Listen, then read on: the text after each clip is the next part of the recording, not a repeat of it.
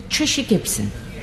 Thank you, Madam Deputy Speaker, and it's a pleasure to follow the Honourable Member for Torbay. And I want to begin by thanking the Honourable Member for Thirsk and Malton for bringing this bill forward and the consensual and sensitive approach that he has demonstrated as he's piloted this bill to this stage, and all the work he has done to ensure we've reached this point where finally, the anomaly, the injustice of bereaved parents not having any protection in employment law is finally addressed. I also want to thank the members of the Bill Committee, and I want to make special mention of the member for Colchester and the member for Edinburgh, with whom I have made common cause in this issue. This bill is warmly welcomed by everyone in this House and everyone across the United Kingdom, I am quite sure. Many of us today in the Chamber have had the tragic and life-changing experience of having had to bury our own child. And as we talked about this in Bill Committee, the thing that we all understand and appreciate is that this bill is not for us. This bill is for all those other men and women who in the future will have to undergo this agony for themselves. But we in public life, especially those who have gone through this terrible experience, have a duty, a sacred and moral duty, I believe, to ensure that we improve this situation for those who in the coming years will suffer the same terrible fate of losing a child. I and my colleagues approach this bill in a non-partisan manner because some things go far beyond political affiliation and cannot be treated in that manner. And the amendments I have tabled have been done simply to work with others, to do the best that I can with my colleagues, to try and help ensure we have the best bill possible. I'm glad that I've been able to contribute to this bill as it's made its passage through committee, and the care that we have all taken to ensure that this very fragile thing, it's like holding a piece of very fragile china. That's what a private member's bill is. And we've made it, thanks in no small part to the member for Thirsk and Malton, we've made it to this very important stage. This bill rights a wrong, it corrects an injustice that bereaved parents who bury their son or daughter are currently under the law not entitled to any paid specific parental entitlement off work, paid or unpaid. This means that any leave that is taken in such circumstances is entirely at the discretion of employers. And we've heard today that whilst we know that most employers will be sympathetic, not just as an employer but as a fellow human being, to a member of staff facing such a loss, others, as the Honourable Member for Edinburgh reminded us this morning, others may not be. And we've heard anecdotal evidence of such cases, particularly at Bill Committee stage.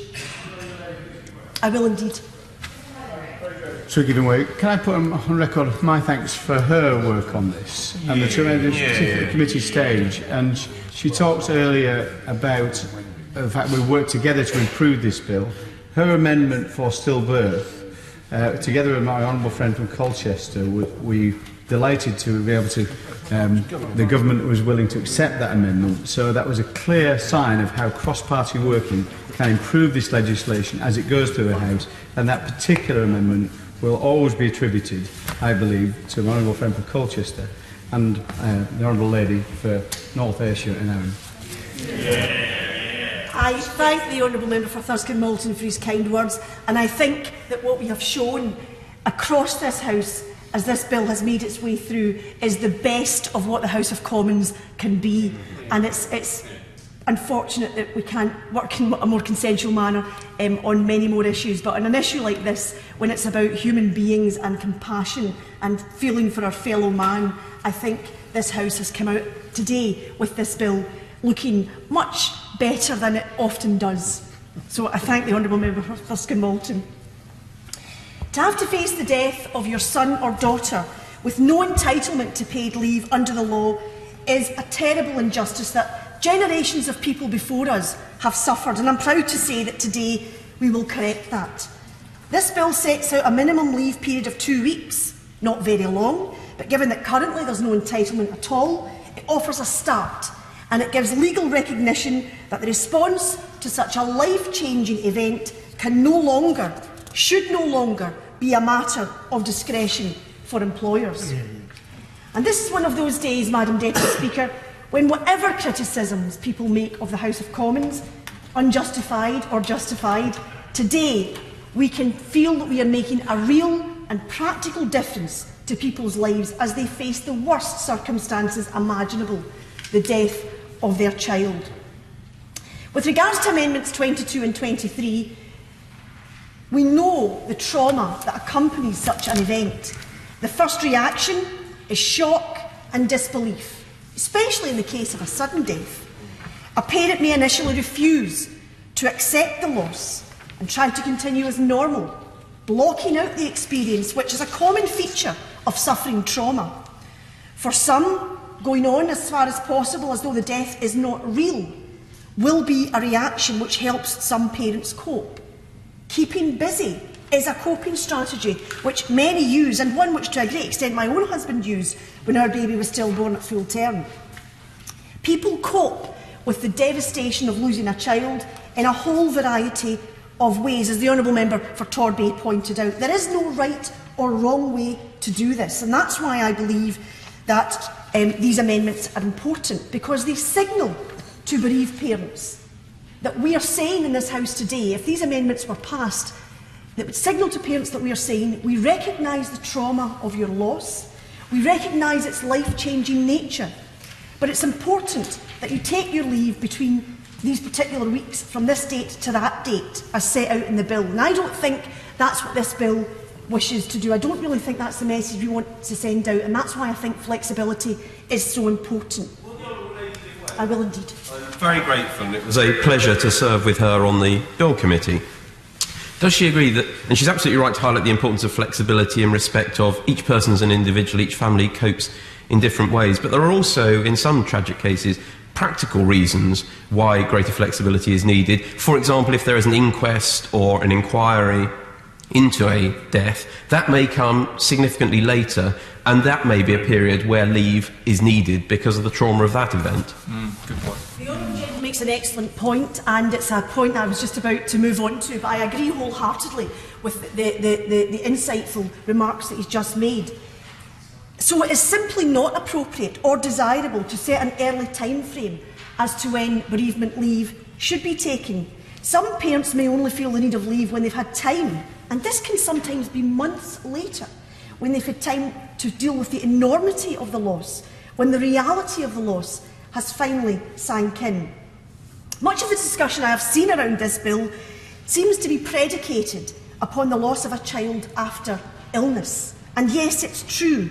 We know that far too many families are devastated watching their child ravaged by some terrible, unforgiving disease with which their child has so few resources to fight against. But let's not forget that many children, too many children, die in a whole variety of other circumstances. The sudden and unexpected loss of a child is no less traumatic. When the parent loses their child in dramatic and sudden circumstances, they had no idea that the last time they saw their child alive was the last time they would see their child alive. And then there's some horrific accident, perhaps a car accident or some other type of accident, and in a moment, families are destroyed by grief and the cruel, random nature of events. So we need flexibility, not just to allow parents to grieve in their own way in their own time, but also, as the Honourable Gentleman has said, perhaps in Scotland there may be a fatal accident inquiry, or in England a coroner's inquiry. There may even perhaps be a court case, perhaps a trial. We have to consider all of these circumstances. There may be a significant gap between the loss of the child and the burial. There could be a whole host of reasons why leave for bereaved parents must be flexible. And if it is not, I fear that for the minority of employers who are perhaps not as sympathetic as they might be, bereaved parents may face losing their jobs as well as losing their child. Bereaved parents must have the full protection of the law, and I urge the Minister to consider this carefully. And I know that he will, because I'm sure that he's a reasonable fellow. With regards to Amendments 24 and 25, they seek to recognise that the loss of a son or daughter is traumatic and life-changing, no matter how old or what age that son or daughter may be. And I think we all understand that it is against the natural order of events for any parent to bury their own child. We have the opportunity to recognise that in this bill, and I am sure that no member in this House, or even beyond this House, would suggest that losing a son or daughter aged 17 is a tragedy that should not and must not be treated differently from losing a son or daughter aged 19, 21, 23, 25, pick whatever age you like. Will she give way? I will indeed. I thank the honourable friend for giving way, and I pay tribute to the hard work that she has put into this bill and the passion with which she's speaking, and the very personal experiences that she's had that's led to her commitment to taking all of this forward. I think this is quite an important amendment because, as she's saying, the relationship between parents and their offspring is changing. Parents, children, offspring may go back to live with their parents at much later ages, well into their adult lives nowadays, for a whole range of changing societal circumstances. So I think when we consider those wider societal changes, it does make the amendment she's putting forward much more important and relevant to the modern world, and I hope the Minister will consider that when he comes to making his final remarks. I thank my honourable friend, and I think he's made an excellent point. We have to bear in mind that relationships between parents and children, even as the child grows up and becomes an adult themselves, the relationship between a parent and child is rather special. And the traditional picture of young people growing up and moving out, as my honourable friend has said, is no longer borne out if we look at statistics for a whole variety of reasons. And that relationship, living in the same house, has to be recognised at any age, or even not living in the same house. To distinguish, to draw the line at aged 18, and I understand why the government have put this, why it's in the bill, but if you draw that distinction, it appears to me, when we're talking about the death of a child, it appears to me to be quite random and artificial, and I don't think that such a distinction is appropriate in the context of the loss of a son or daughter. Loss is loss, whether or not someone's son or daughter is their dependent. I ask the Minister and the whole House to keep in mind that this bill's focus, look at the title, this bill's focus, its starting point is the bereaved parent, not the child. So not the circumstances or the age in which the child is lost. It is about protecting parents. When a son or daughter is lost at an older age, the discussion in relation to this bill, at least, becomes more academic, because I think the Honourable Member for Torby pointed out, the older one is when one loses their son or daughter, the more likely it is that the parent will be retired anyway and won't need the protection of this bill. So we have to bear that. I thank the honourable member for giving way, and she's making powerful points. And as she says, it's about the fact that this is about the impact on the person concerned. As I say, my grandmother was into her late 70s, her son was 59. It still impacted her very strongly emotionally. I thank the honourable member for that intervention, and I listened very carefully to the personal story and the very personal example he gave us within his own family, which I think makes the point very well. And I also asked the House to consider other types of examples. You may have a daughter, say, aged 24 years old, who has a young child of her own, perhaps bringing that child up on her own. And as the bill stands, her bereaved parents, if she were to die, would not have any of the support that this bill could offer, even though there may be 1,000 reasons why they will need that bereavement leave, given the support, for example, that their grandchild might need if she's bringing the child up on her own. And I put to the House today quite an interesting example that is completely within the realms of possibility, and sadly is in the realms of possibility too often. What if you have a son, aged 25 years old, who would not be covered by this bill? Let us say the son is serving abroad. Let us say he's serving in the British Army in a fragile region. Let's say he loses his life during a tour of duty.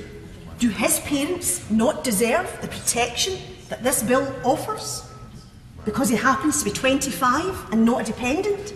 I don't really think that the intention of the bill is to exclude such parents, which is why I've put forward these amendments. And I remind the House that this bill was introduced in the first place because of the particularly unnatural order of circumstances in which someone buries their own child.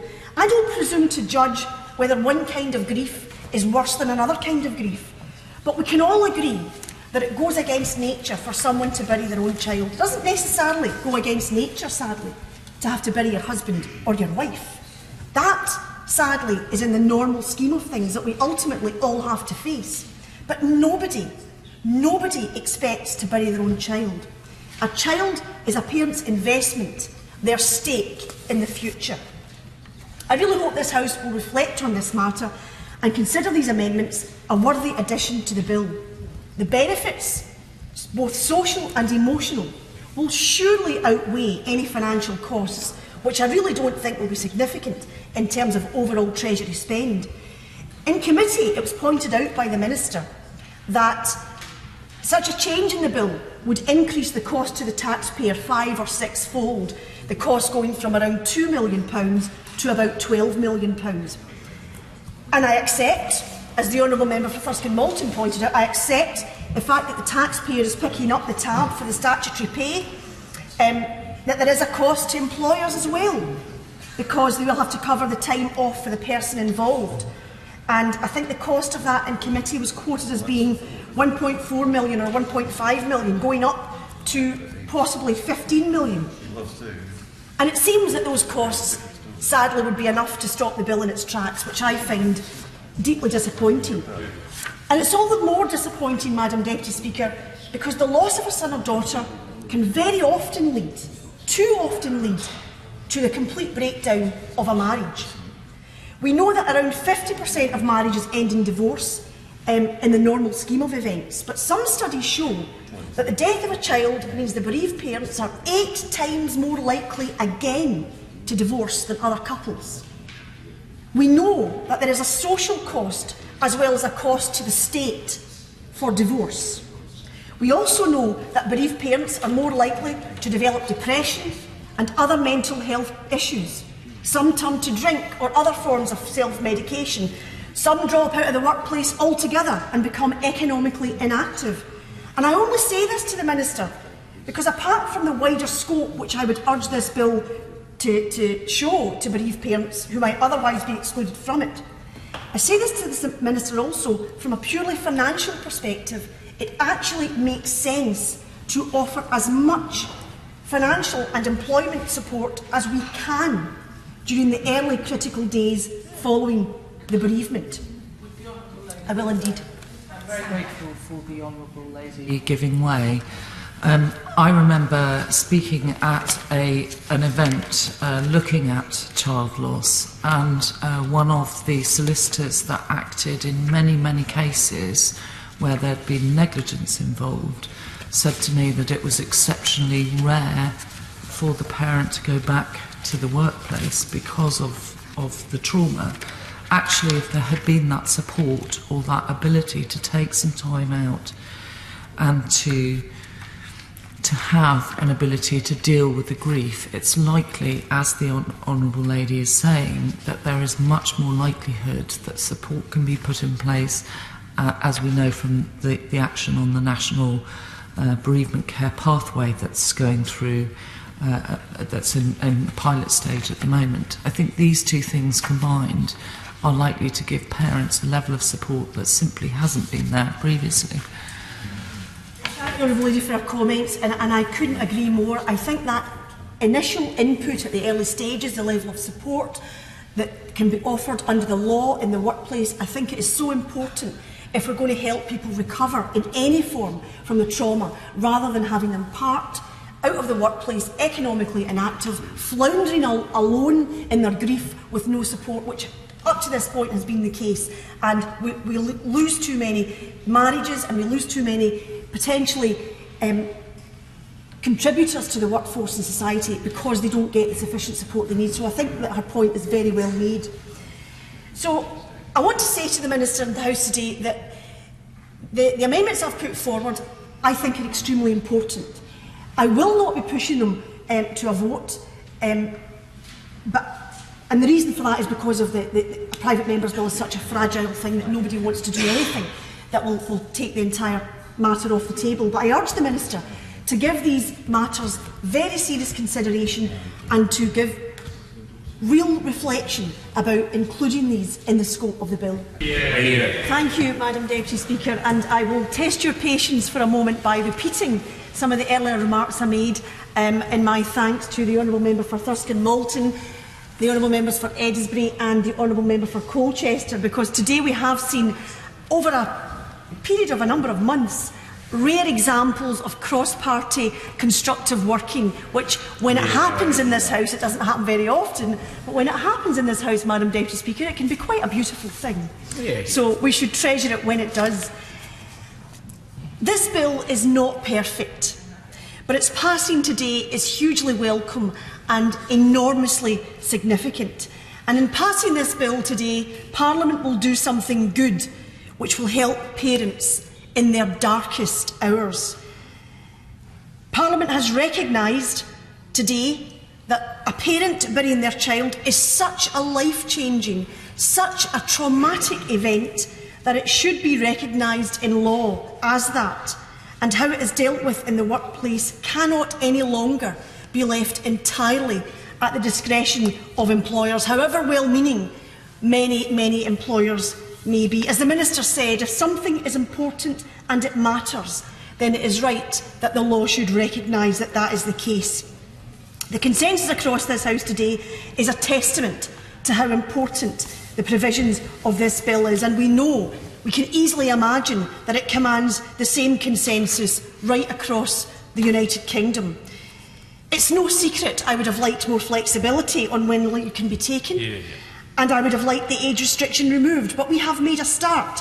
And as the Minister said, it is hoped that the consultation will bring in many of the improvements that people here today across the chamber have talked about. There is more to do, and this bill sets a tone and it sets a cultural shift, I think.